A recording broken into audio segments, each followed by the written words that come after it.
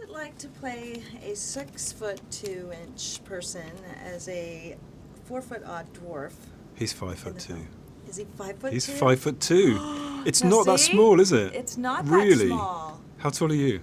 I'm about 5'5". Okay, so it's he's not that. He's 3 inches shorter than you. You're absolutely right. Tall for a dwarf. But you're very tall. I am. It's a foot less than me, which doesn't sound like a lot, but it is, isn't it? Kind of a lot, yes. Yeah. Did you have to carry yourself differently physically? Yeah, I mean it's part of. The height thing with the dwarf was never the focus. It was all about the weight. They have different skeletons. They're much thicker, heavier bones. Their center of gravity is lower. Their shoulders are broader. The animal that I always imagined for Thorin was a bison, that really kind of thick-set, kind of upper body shape that would run and break down a wall with his head. That's a good image. Now, the relationship between Thorin and Bilbo is a bit complicated. Can you tell us about bringing those moments to life with Martin?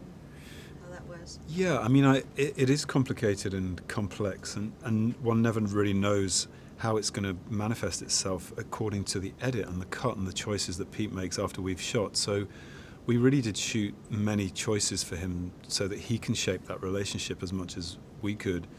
But what's interesting to me, especially having seen the film, is the way that Bilbo enables Thorin to really see himself and to make changes in himself and to accept him.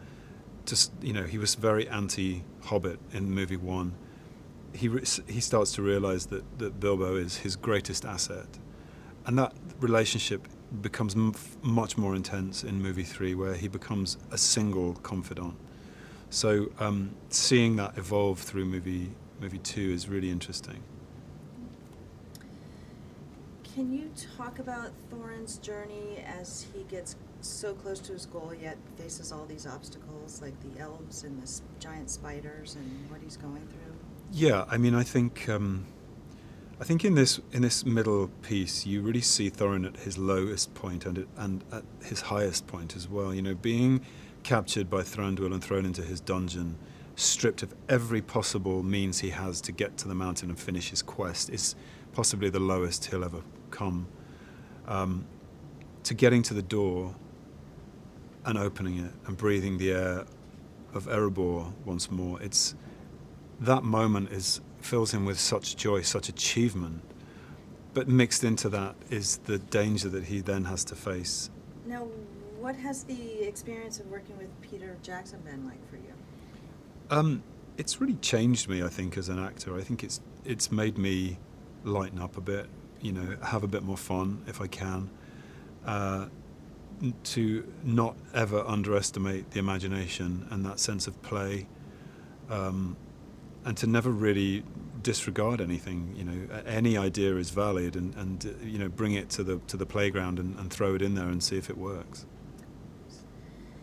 Now, was there any sequence or particular scene that you really enjoyed over all the others during the film?